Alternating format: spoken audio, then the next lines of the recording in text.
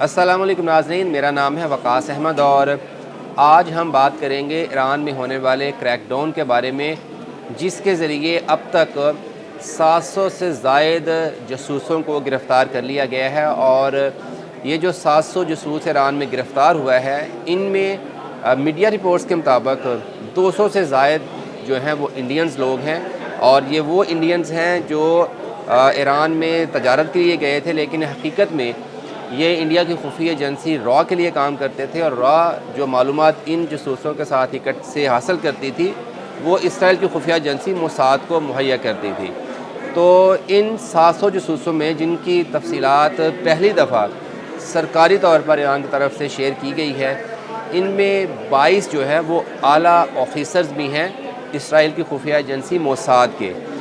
Basically ہوا کچھ یوں تھا کہ جب 13 تاریخ کو اسرائیل نے ایران پر فضائی حملہ کیا رات کے اندھیرے میں اچانک، تو ان فضائی حملوں سے اتنا نقصان ایران کو نہیں ہوا تھا جتنا نقصان اسرائیل کی خفیہ ایجنسی موساد اور را جو انڈیا کی خفیہ ایجنسی ہے، ان کے خفیہ آپریشن جو انہوں نے ایران کے اندر کیا تھا اس سے ہوا تھا۔ تو بہت جلدی ایران کو یہ پتہ چل گیا تھا کہ جو ایران کے اندر سے ہونے والی کارروائی ہیں، جس میں ایران کے جوہری سائنسدانوں کو ٹارگٹ کیا گیا، ان کی اعلیٰ ملٹری لیڈرشپ کو ٹارگٹ کیا گیا، یہ ساری معلومات جو ہے وہ کس طرح سے انڈیا اور اسرائیل کی خفیہ ایجنسی کے نیکسس کے ذریعے اکٹھی کی جا رہی ہیں۔ تو جیسے جیسے جنگ آگے بڑھتی گئی، ایران کی طرف سے، ایران کی سیکورٹی ایجنسیز کی طرف سے ان کرندوں کے خلاف، ان ایجنٹس کے خلاف جو کریک ڈاؤن تھا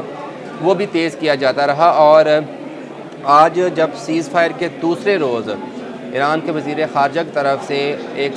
آفیشیل سٹیٹمنٹ جاری کی گئی، اور اس میں کہا گیا کہ اب تک جو ہے وہ 700 سے زائد افراد، جن میں خواتین بھی شامل ہیں، ان کو گرفتار کیا جا چکا ہے۔ اور یہ سارے لوگ جو ہیں یہ کسی نہ کسی طرح سے سہولت کاری کرتے تھے، ان کے پے رول پہ تھے موساد کے یا پھر را کے پے رول پہ، تاکہ ایران کی جو اہم معلومات ہیں وہ دشمنوں تک پہنچائی جا سکیں۔ اور اس جو سرکاری بیان آیا ہے، اس میں پہلی بار ایران کی طرف سے یہ بھی اعلان کیا گیا ہے کہ پچھلے ایک ہفتے کے دوران، یعنی جنگ کے دوران جن لوگوں کو پکڑا تھا، ان سے تحقیقات کی گئی، اور تحقیقات کے بعد نہ صرف ان کے نیٹ ورک کو توڑا گیا، بلکہ ان سے تحقیقات مکمل کرنے کے بعد 3 جو موساد کے اعلیٰ آفیسرز تھے، جو کہ جاسوسی کے لیے، تخریب کاری کے لیے ایران کے اندر موجود تھے، ان کو پھانسیاں بھی دی جا چکی ہیں۔ اور ایران نے ایک واضح پیغام بھی دیا ہے،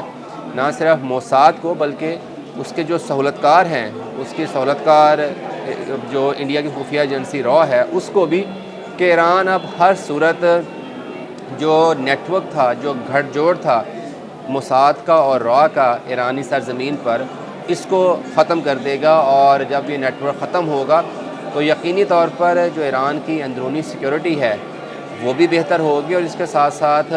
مستقبل میں بھی یہ جو ہے وہ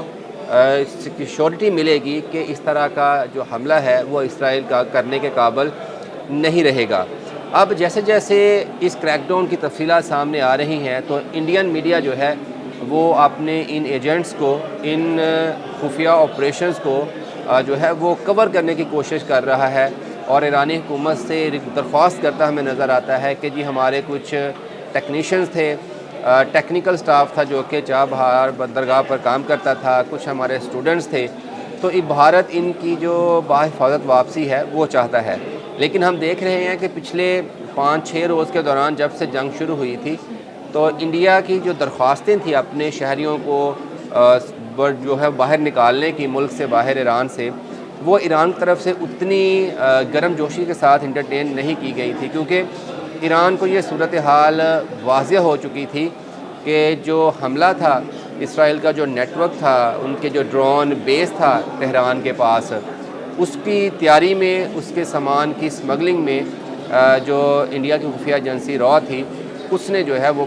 بہت بڑا کردار ادا کیا تھا، اور یہ چابہار بندرگاہ سے یہ سارا کام کیا گیا تھا۔ تو جب یہ نیٹ ورک مکمل طور پر ٹوٹ جائے گا تو یقینی طور پر جو ایران کی اندرونی سیکیورٹی ہے وہ بھی بہتر ہوگی، اور اس کے ساتھ ساتھ پاکستان کو جو سیکیورٹی کنسرنز رہے ہیں یا تخریب کاری کے لیے جو سپورٹ حاصل رہی ہے ایرانی سرزمین سے بھارت کے ہاتھوں